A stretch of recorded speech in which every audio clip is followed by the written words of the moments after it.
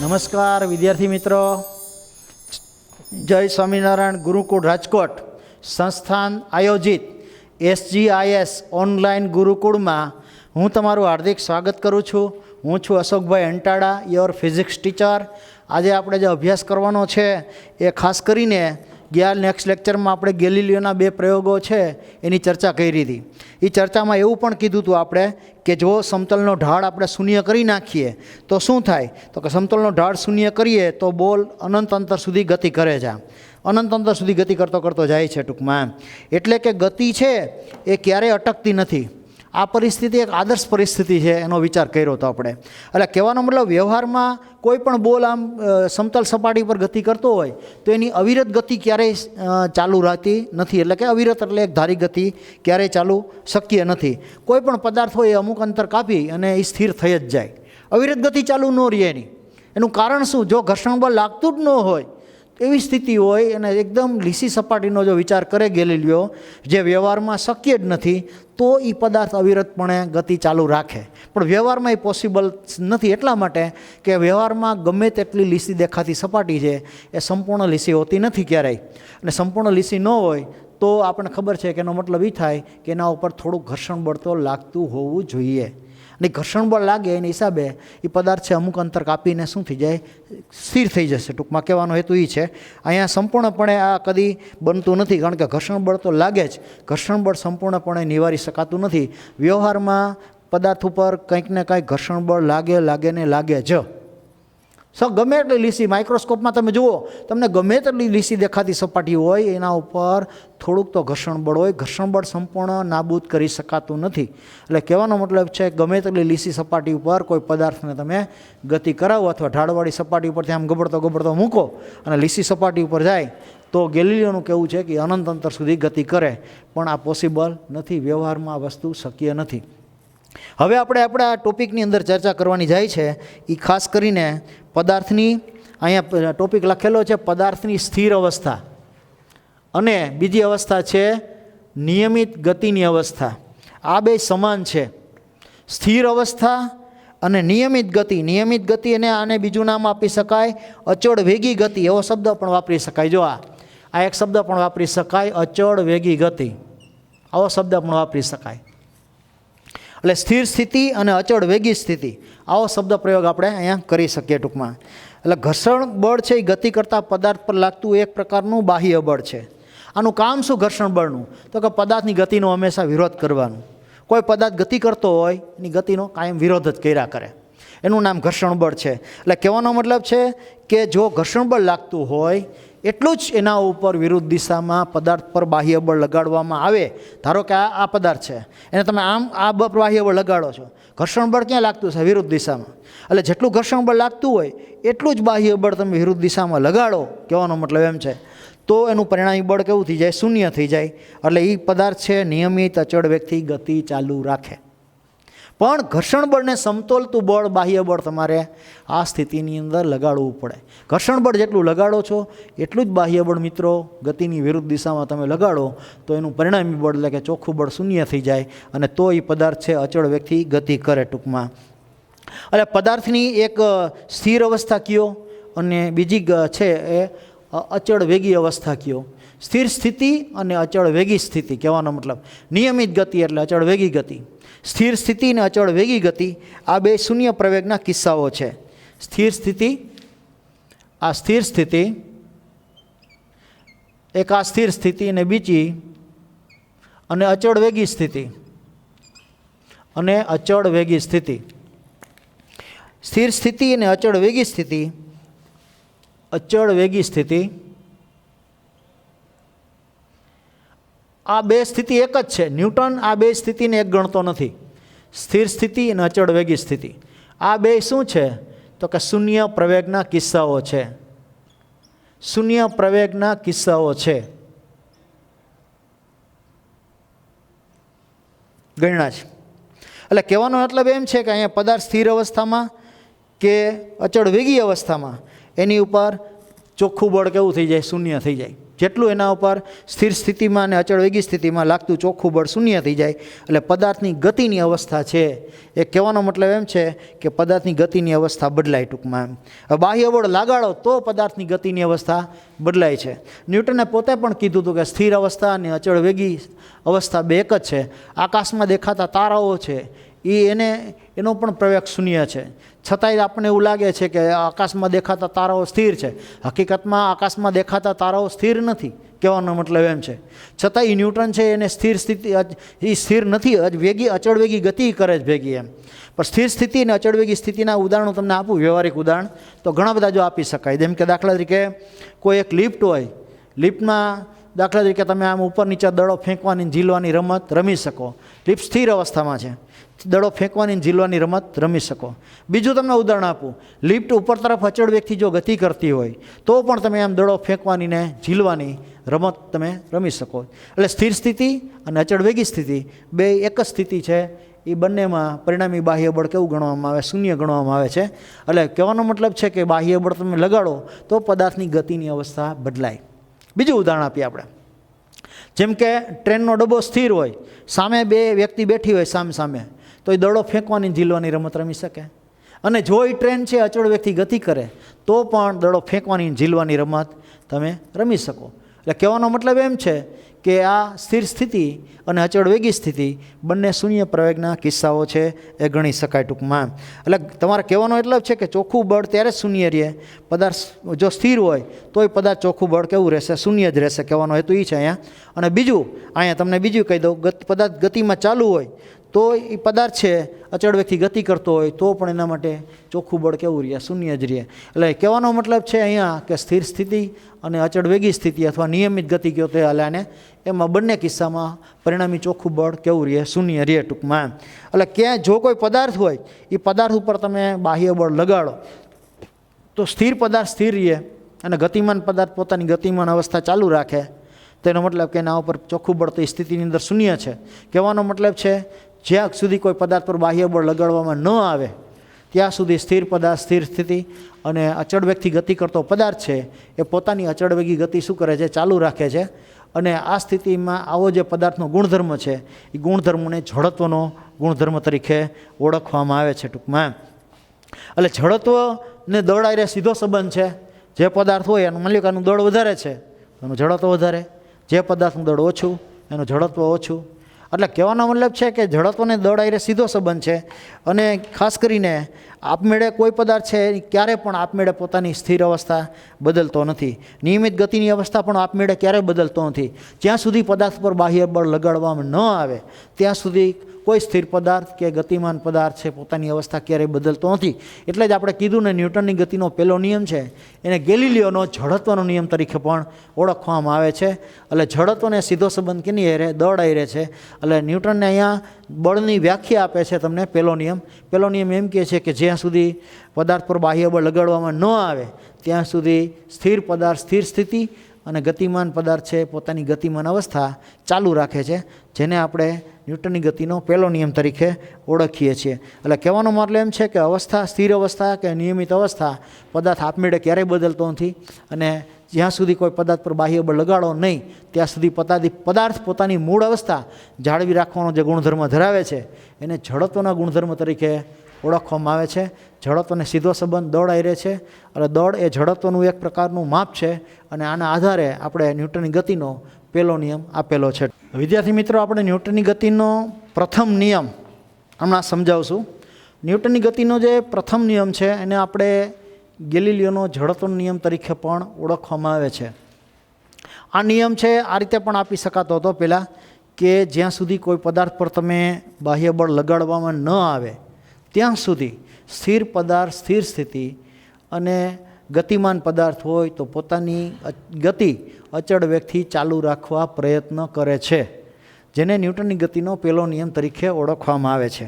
ન્યૂટનની ગતિનો પહેલો નિયમ છે અને ગેલિલિયોનો જડત્વનો નિયમ કહે છે, કારણ કે જડત્વ એ સીધો સંબંધ છે કે જ્યાં સુધી કોઈ પદાર્થ પર બાહ્ય બળ તમે લગાડો જ નહીં ત્યાં સુધી પદાર્થ પોતાની મૂળ સ્થિતિ કે એની ગતિમાન અવસ્થા જાળવી રાખવા પ્રયત્ન કરે છે. જે પદાર્થનો આવો ગુણધર્મ છે જેને આપણે જડત્વનો ગુણધર્મ તરીકે ઓળખીએ છીએ ટૂંકમાં. એટલે નિયમ આ પણ પ્રમાણે આપ્યો છે બુકમાં તમને કે દરેક પદાર્થ પોતાની સ્થિર અવસ્થા અને અથવા નિયમિત સુરેખ ગતિની અવસ્થા જાળવી રાખે છે, સિવાય કે કોઈ બાહ્ય બળ તેને અન્ય કંઈક કરવાની ફરજ પડે. કોઈ બાહ્ય બળ તેને અન્ય કંઈક કરવાની ફરજ પાડે, એમ કહેવાનો મતલબ છે કે બાહ્ય બળ એને કંઈક કરવાની ફરજ પાડે. એ સિવાય કે કોઈ બાહ્ય બળ, એનો મતલબ કે બાહ્ય બળ લગાડો તમે તો કંઈક કરવાની ફરજ પડે એની ઉપર. આને આપણે ખાસ કરીને ન્યૂટનની ગતિનો પ્રથમ નિયમ કહી છીએ. અહીંયા ન્યૂટનની ગતિમાં પહેલા નિયમમાં સ્થિર સ્થિતિ અથવા સ્થિર અવસ્થા કયો કે સ્થિતિ કયો બે જ, અને ગતિમાન અવસ્થા, આ બેમાં શૂન્ય પ્રવેગ દર્શાવે છે. ન્યૂટને પોતે કીધું હતું કે સ્થિર સ્થિતિ અને અચળ વેગી સ્થિતિ અથવા નિયમિત સુરેખ ગતિની અવસ્થા, એવું પણ બોલો તો ચાલે, બે શૂન્ય પ્રવેગના કિસ્સાઓ છે. ટૂંકમાં એના ઉપર હવે વાત એ છે કે સ્થિર પદાર્થ પડ્યો હોય તો એના ઉપર તમે બાહ્ય બળ લગાડો, બરાબર, અને ગતિમાન અવસ્થા હોય તો એના ઉપર તમે બાહ્ય બળ લગાડો. કહેવાનો હેતુ એ છે અહીંયા કે જો પદાર્થ પર બાહ્ય બળ લાગતું શૂન્ય હોય, પદાર્થ પર બળ જ નથી લગાડતા, તો સ્વાભાવિક છે પ્રવેશ શૂન્ય છે. તો આ પદાર્થ કેવી હશે? સ્થિર સ્થિતિમાં હશે. અને જો પદાર્થ પર બાહ્ય બળ લગાડવામાં આવે મતલબ પદાર્થ ઉપર બાહ્ય બળ લગાડો તો એનો પ્રવેગ કેવો રહે? અશૂન્ય રહે. આ બે સ્થિતિ વિચારવાની છે. બાહ્ય બળ નથી લગાડતા એનો મતલબ કે પ્રવેગ શૂન્ય છે, બાહ્ય બળ તમે લગાડવાનું ચાલુ કરો એટલો પ્રવેગ કેવો છે? અશૂન્ય છે. બે સ્થિતિ વિચારવાની આવે. એટલે ન્યૂટનની ગતિનો પહેલો નિયમ છે એ જડત્વનો નિયમ છે. અને કોઈ પણ ભૌતિક રાશિ હોય, ખાસ કરીને એને કારણે સ્થિર પદાર્થ ગતિમાં આવતો હોય અને ગતિમાન પદાર્થ છે એ પોતાની અવસ્થા શું કરતો હોય? બદલતો હોય, અથવા એના વેગમાં શું કરતો હોય? ફેરફાર કરતો હોય. જેમ કે દાખલા તરીકે આ સ્થિર પદાર્થ પડ્યો એની પર બળ લગાડવું તો આ પદાર્થ ગતિમાં આવ્યો, બરાબર. બીજી વાત કે એ પદાર્થ ગતિ કરતો હોય, માની લો કે આમ, અને એના ઉપર બળ લગાડો તો એના વેગમાં ફેરફાર થાય. બે વસ્તુ શક્ય બને એમ.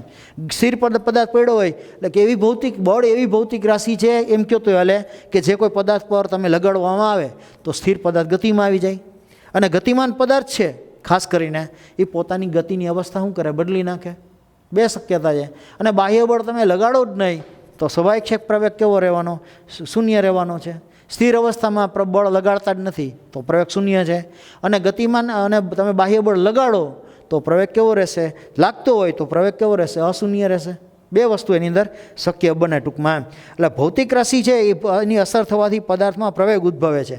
જે ભૌતિક રાશિની અસર થવાથી આ પદાર્થમાં પ્રવેગ ઉત્પન્ન થાય એને આપણે બળ તરીકે ઓળખીએ છીએ. ટૂંકમાં બળ છે એ ખરેખર દળનો પદાર્થ હોય એની ઉપર જેટલું તમે બળ લગાડો તો એ જેટલો પ્રવેગ ઉત્પન્ન કરે, બરાબર. આ પદાર્થ છે દળનો પદાર્થ છે, એની ઉપર તમે જેટલું બળ લગાડો તો એ જેટલો પ્રવેગ ઉત્પન્ન કરે ટૂંકમાં.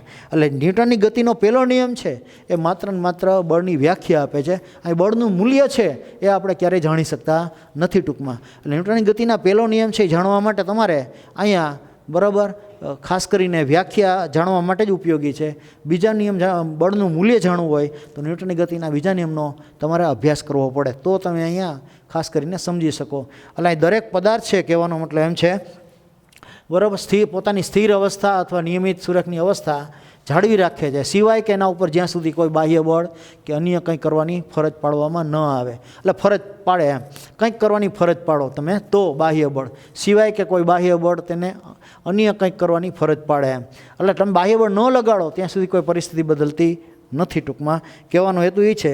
એટલે ન્યૂટનની ગતિનો પહેલો નિયમ છે એ આપણે અહીંયા પૂરો કરીએ છીએ. વિદ્યાર્થી મિત્રો, આપણે હવે જે ચર્ચા કરવાની છે આમાં આપણે ટેક્સ્ટ બુક મુજબ એક પોઈન્ટની ચર્ચા કરી છે. એટલે ટેક્સ્ટ બુક તમે વાંચજો એટલે તમને ખ્યાલ આવે કે ટેક્સ્ટ બુકમાં સાહેબે એક પણ પોઈન્ટ એમાં લોસ તમને કર્યો નથી, કારણ કે વર્ણનાત્મક બધી વસ્તુ સમજાવી છે. અહીંયા આપણે ચર્ચા કરવાની પૃથ્વી પર રહેલા કોઈ પદાર્થ સ્થિર હોય, કોઈ પદાર્થ સ્થિર પડ્યો હોય પૃથ્વી પર, માની લો કે ટેબલ ઉપર કોઈ પુસ્તક પડ્યું છે એમ, કે નિયમિત સુરેખ ગતિમાં હોય, કે માની લો કે કોઈ આમ નિયમિત સુરેખ ગતિ કરતો હોય, બરાબર, ગતિમાં હોય તો તેના ઉપર બાહ્ય બળો લાગતા નથી એમ કહે છે. તેમ સાથી ન કહી શકાય. બાહ્ય બળો લાગતા નથી તેમ સાથી ન કહી શકાય એવું કહેવા માગે છે આપણને.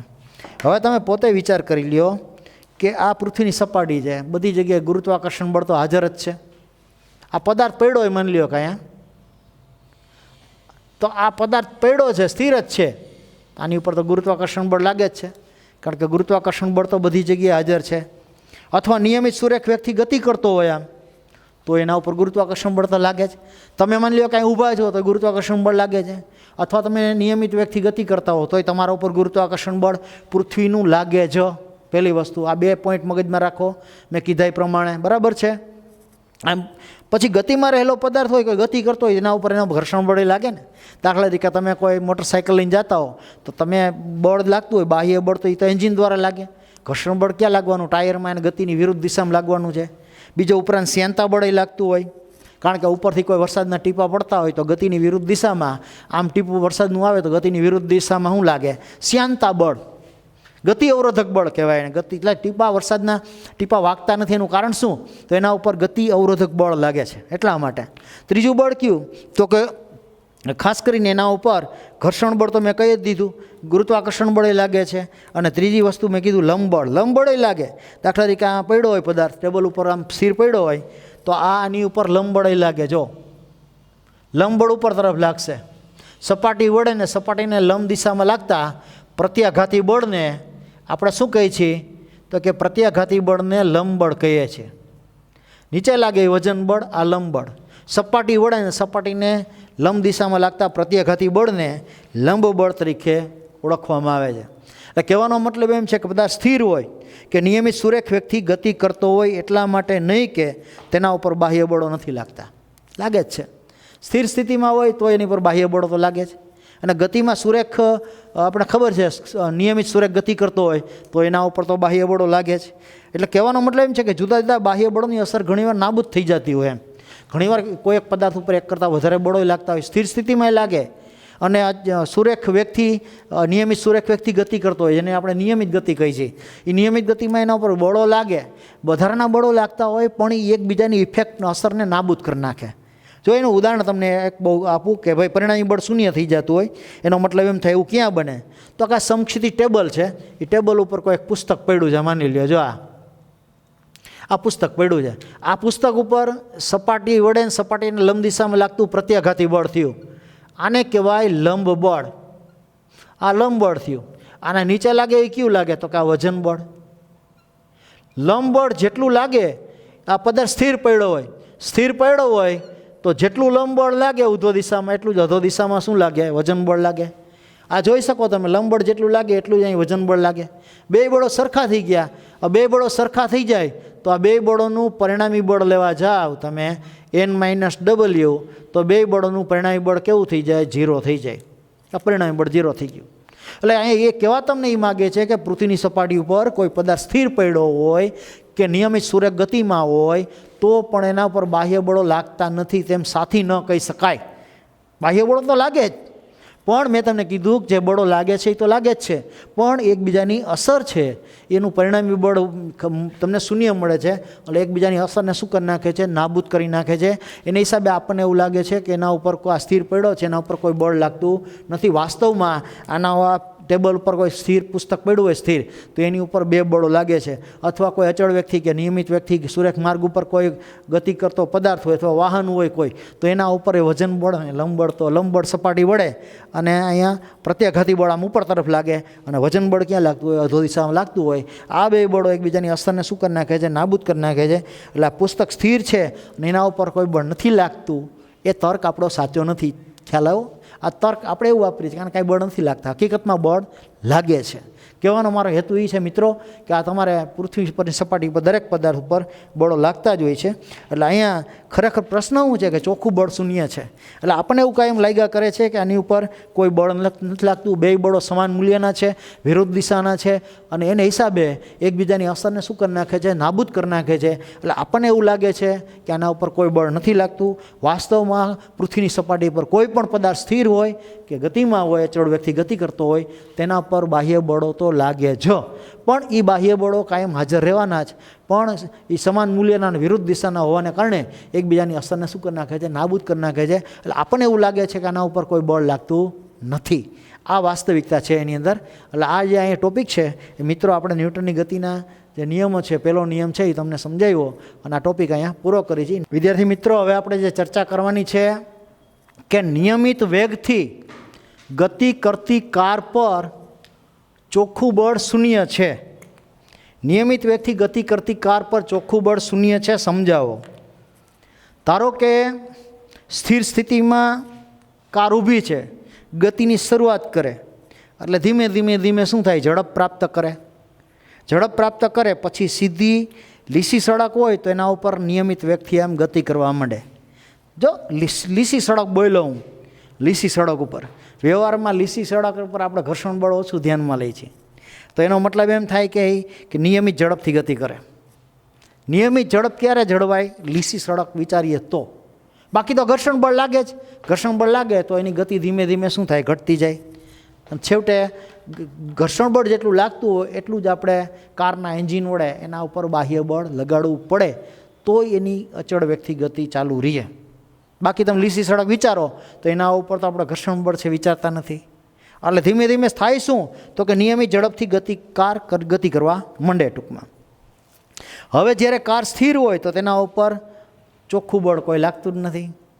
ચોખ્ખું બળ શૂન્ય થઈ ગયું, પરિણામી બળ શૂન્ય થઈ ગયું. કાર ઊભી હોય તો જેટલું ઉપર તરફ લંબ બળ લાગે એટલું વજન બળ લાગે, એટલે ચોખ્ખું બળ કેવું થઈ ગયું, શૂન્ય થઈ ગયું સ્થિર હોય તો. જ્યારે કાર પર બાહ્ય બળ લાગતું હોય તો કારની ઝડપ વધે, બાહ્ય બળ નથી લાગતું તો કારની ઝડપ વધે જ નહીં, સીધી વાત છે. એટલે ટૂંકમાં બાહ્ય બળ લાગતું હોય તો એની ઝડપ વધે, ને ઝડપ વધે તો એ પ્રવેગિત થાય કાર. આ વસ્તુ સમજવાની છે એના પર. એટલે કારનો પ્રવેગ કોઈ આંતરિક બળ છે દ્વારા ગણી શકાય નહીં. કોઈ કારનો પ્રવેગ છે એ કોઈ આંતરિક બળ એના ઉપર નથી લાગતું કે એના ઉપર પ્રવેગ આપણે ખાસ કરીને ગણી શકીએ. પ્રવેગ આંતરિક બળની હિસાબે ન લાગે. આંતરિક બળ કોને કહેવાય? તમે કારમાં બેઠા હોય ને પોતે તમે કારથી આમ ધક્કો મારો અને પ્રવેગ ઉત્પન્ન થાય જ નહીં. તમે જેટલું કાર ઉપર બળ લગાડો એટલું જ કાર તમારા ઉપર બળ લગાડે. તો આંતરિક પ્રવેગ છે એને મળે. ટૂંકમાં કહેવાનો અહીં હેતુ છે કે આંતરિક બળ દ્વારા છે એ ગણી ન શકાય કારનો પ્રવેગ, એમ વિચારી ન શકાય. તમે જેટલું બળ લગાડો એટલું જ કાર તમારા ઉપર બળ લગાડે, તો પરિણામી બળ તો 0 થઈ ગયું, પરિણામી બળ 0 થઈ ગયું. તો કહેવાનો મતલબ છે એટલે કોઈ પણ તંત્ર છે, કોઈ પણ પદાર્થ છે એ બાહ્ય બળોની અસર હેઠળ જ ગતિ કરે. આંતરિક બળોની કોઈ ભૂમિકા નથી. આખા બ્રહ્માંડની અંદર દરેક પદાર્થ છે એ બાહ્ય બળની અસર હેઠળ જ ગતિ કરે. એટલે એનો કહેવાનો મતલબ એમ છે કે જે અહીંયા આંતરિક કારનો પ્રવેગ છે એ કોઈ આંતરિક બળ દ્વારા છે જ નહીં. ટૂંકમાં કહેવાનો હેતુ એ છે. એટલે સડકને સમાંતર ઘર્ષણ બળ લાગે, આમ સડકને સમાંતર કાર આમ જતી હોય તો આ ઘર્ષણ બળ આમ સડકને સમાંતર લાગવાથી કાર પ્રવેગિત થાય. પ્રવેગિત થાય એટલે શું થાય તો કે અચળ વેગથી ગતિ કરે.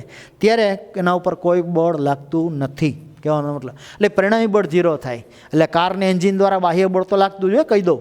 બાહ્ય બળ લાગે અને એને કારની જે સડક હોય, કાર જે સડક ઉપર ચાલુ હોય એ સડકને સમાંતર શું લાગતું હોય, વિરુદ્ધ દિશામાં ઘર્ષણ બળ લાગતું હોય. આમ બે બળોનું પરિણામી બળ શું થઈ ગયું, શૂન્ય થઈ ગયું. શૂન્ય થઈ ગયું તો એ સ્થિતિની અંદર તમે વિચારી શકો છો કે ચોખ્ખું બળ કેવું થઈ ગયું, શૂન્ય થઈ ગયું. એટલે નિયમિત વેગથી ગતિ કરતી કાર હોય એના ઉપર લાગતું ચોખ્ખું બળ શૂન્ય થઈ ગયું. નિયમિત વેગ ક્યારે પ્રાપ્ત કરે મેં તમને કહી દીધું કે એન્જિન દ્વારા જે બાહ્ય બળ લાગે એટલું જ કારની જે કાર ગતિ કરતી હોય એની સપાટીને સમાંતર એટલું જ ઘર્ષણ બળ લાગતું હોય, અને ઘર્ષણ બળ લાગતું એટલે પરિણામી બળ શૂન્ય થઈ ગયું. આ સ્થિતિની અંદર એનો વેગ કેવો, ચોખ્ખું બળ શૂન્ય થઈ ગયું તો વેગ કેવો થઈ જાય, અચળ થઈ જાય. મતલબ નિયમિત વેગથી કાર ગતિ કરવા માંડે. એ વસ્તુ મેં તમને અહીં બરાબર ક્લિયર રીતે સમજાવી દીધી. બરાબર. નેક્સ્ટ પોઈન્ટ ઉપર ચર્ચા કરી. છતાંય કોઈ પ્રશ્ન હોય તો તમે મને ફોન કરીને પૂછી શકો છો. તમને ક્યારેક પ્રશ્ન ઉત્પન્ન થાય તો મારો મોબાઈલ નંબર છે જ 999888 9764. આ મારો નંબર છે. તમને કાંઈ ડાઉટ હોય તો તમે મને પૂછી શકો છો કે સાહેબ આમાં કોઈ ટોપિક હોય તો ફોન ઉપર પણ ચર્ચા થઈ શકે. નેક્સ્ટ પોઈન્ટ ઉપર જઈએ આપણે. સ્થિર બસમાં આપણે ઊભા હોય, જો સમજો બરાબર, સ્થિર બસમાં આપણે ઊભા હોય અને બસ એકાએક ગતિમાં આવે તો આપણે પાછળ તરફ સાથી ધકેલાઈ જાય છે. હવે આમાં આ પ્રશ્ન બહુ સમજવા જેવો છે. આપણે ઊભા હોય ત્યારે આપણા પગના તળિયા જમીનના સંપર્કમાં હોય. આ તળિયા છે આમ જમીનના સંપર્કમાં રહેતા હોય. જમીનના સંપર્કમાં હોય તો બસના તળિયા અને આપણા પગ એની વચ્ચે શું હોય, ઘર્ષણ બળ હોય. પદાર્થ છે, કોઈ પણ પદાર્થ જમીન ઉપર કોઈ પણ વ્યક્તિ ચાલતી હોય કે ઊભી હોય તો ઘર્ષણ બળ હાજર જ હોય. પણ તમારે ગતિમાં આવવું હોય તો ઘર્ષણ બળ જેટલું લાગતું હોય તમારા પગ ઉપર એટલું જ તમારે બાહ્ય બળ તમારે લગાડવું પડે તો તમે ગતિમાં આવો. કહેવાનો મતલબ એમ છે. હવે જ્યારે બસ એકાએક આમ ચાલુ થાય ત્યારે આપણે પણ ઘર્ષણને કારણે બસની ગતિ સાથે આમ ઊભા હોય છે. જે બાજુ બસ જતી હોય એને પરિણામે આપણે ગતિમાં હોય છે બે. ત્યારે શરીર સિવાયનો બાકીનો ભાગ છે એ જડત્વના ગુણધર્મને કારણે ત્યાંનો ત્યાં જ રહે છે. અને બસની સાપેક્ષે જ્યારે પ્રવેગની ગતિ હોય ખાસ કરીને એની દિશાની વિરુદ્ધ દિશામાં આપણે ધકેલાઈ જાય છીએ. એટલે કહેવાનો મતલબ છે કે આપણે જ્યારે બસમાં ઊભા હોય ને બસ એકાએક ચાલુ થાય ત્યારે આપણે જે સ્થિતિમાં ઊભા છીએ બરાબર. એટલે આપણો આ જે ઉપરનો ભાગ છે એના ઉપર જડત્વના ગુણધર્મને હિસાબે આપણું જે શરીરનું આ બાકીનો ભાગ છે એ ત્યાં ને ત્યાં જ સ્થિર સ્થિતિમાં જ રહે છે. બરાબર. આપણને બસ ચાલુ થયું એટલે બળ ક્યાં લાગ્યું? પગના તળિયા ઉપર બળ લાગ્યું. પગના તળિયા ઉપર બળ લાગ્યું અને એટલે એના હિસાબે આપણે ખાસ કરીને આપણે આગળ તરફ એટલે જે પાછળ તરફ આમ છે નમી જાય છે, એનું કારણ પાછળ તરફ ધકેલાઈ જાય છે. એટલે કહેવાનો મતલબ એમ છે કે આ જે છે એ જડત્વના ગુણધર્મ હિસાબે એ આપણો શરીરની બોડી છે જે એને બેલેન્સ કરવાનો પ્રયત્ન કરે છે. એટલે જ્યારે બસ એકાએક ચાલુ થાય ત્યારે આપણા ઘર્ષણને કારણે બસની સાથે ગતિ કરતા જાય ટૂંકમાં એમ. આ સિવાયનો ભાગ જડત્વને કારણે શું થાય ત્યાંનો ત્યાં જ રહેતો હોય ટૂંકમાં. અને એની હિસાબે જેવું બસ ચાલુ કરે ત્યારે એ જે આપણો શરીરનો આખો ભાગ છે એ શું થાય તો આખો ભાગ છે પાછળ તરફ ધકેલાય. આમ જેવું બસ ચાલુ કરેલા પાછળ તરફ ધકેલાય, ફેંકાઈ જાય. એનું મેઇન કારણ આજે નાના નાના પ્રશ્ન છે એની ચર્ચા મેં તમને અહીંયા કરું છું, જે કાંઈ છે એ ડિસ્કસ કરીએ છીએ આપણે. કહેવાનો મતલબ એટલે પ્રવેગની વિરુદ્ધ દિશામાં ધકેલાય. ખાસ કરીને જે આપણે છે એ અહીં પ્રવેગની વિરુદ્ધ દિશામાં ધકેલાઈ જાય છે આપણે. એટલે આ પ્રશ્ન અહીં સમજવાનો. આ પ્રશ્ન આપણે બસમાં બેઠા હોય ને બસનો ડ્રાઈવર એકાએક બ્રેક મારે તો પણ આપણે આગળ તરફ ધકેલાઈ બેઠા હોય ત્યારે એ વસ્તુ આપણે સમજાવવા માટે આભાસી બળની ચર્ચા કરવી પડે. એમ પણ થાય જો તમે બસમાં બેઠા હો અને બસનો ડ્રાઈવર એકાએક છે બ્રેક મારે તો આપણે એનું કારણ શું થાય આપણે આગળ તરફ નમી જાય છે. પરંતુ જ્યારે બસમાં સ્થિર બસમાં આપણે ઊભા હોય અને એકાએક બસ જો ગતિમાં આવે અથવા બસ ચાલુ કરે તો આપણે પાછળ તરફ ધકેલાઈ જાય. એનું આ પ્રવેગની વિરુદ્ધ દિશામાં આપણી પર બળ લાગે અને હિસાબે આપણે આગળ તરફ ધકેલાય છે ટૂંકમાં. વેગમાનની ચર્ચા કરો. વેગમાન એટલે શું? મોમેન્ટમ કહેવાય એને.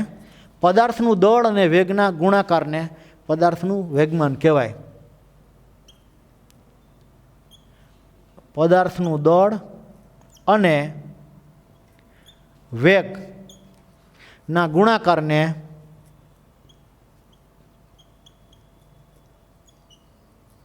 પદાર્થનું વેગમાન કહેવાય.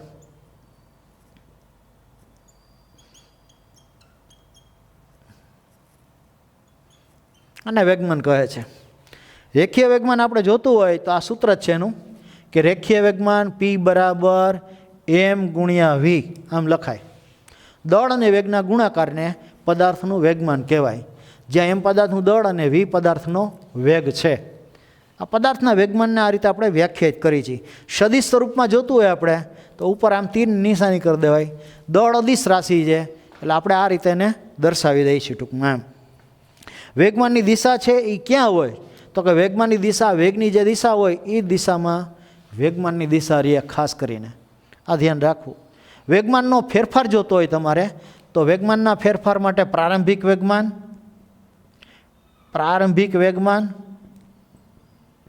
આટલું આપણે લઈએ. પ્રારંભિક વેગમાનને P0 કહી દઉં. P0 × V0 આ પ્રારંભિક વેગ થઈ ગયો. અંતિમ વેગમાન જોતું હોય તો અંતિમ વેગમાન આ રીતે લેવાશે. અંતિમ વેગમાન P બરાબર શું થાય તો કે m × શું આવે v. આવું લખાય ટૂંકમાં. વેગમાનનો ફેરફાર તમારે જોતો હોય તો વેગમાનનો ફેરફાર ΔP બરાબર અંતિમ વેગમાન માઇનસ શું આવે પ્રારંભિક વેગમાન. આ રીતે લઈ લેવાનું. એટલે તમે એમ કિંમત મૂકી દો આની m × શું આવશે v માઇનસ mv0. આમાંથી m કોમન કાઢી લ્યો તો તમને શું આવશે v માઇનસ શું આવે v0. આ વેગમાનનો શું મળ્યો ફેરફાર. આ વેગમાનનો ફેરફાર તમારે જોતો હોય એનો એકમ તમે લ્યો તો એકમ આના પહેલો એકમ આવશે. એની ઉપરથી તમારે વેગમાનનો SI પદ્ધતિમાં ટૂંકમાં લખી દઉં છું. SI પદ્ધતિ એટલે MKS પદ્ધતિમાં પણ એ એકમ આવશે. આ પદ્ધતિમાં એનો એકમ શું થાય તો કે અહીંયા દળનો એકમ શું આવશે કિલોગ્રામ. આ કિલોગ્રામ. વેગનો એકમ શું આવે મીટરના છેદમાં શું આવે સેકન્ડ.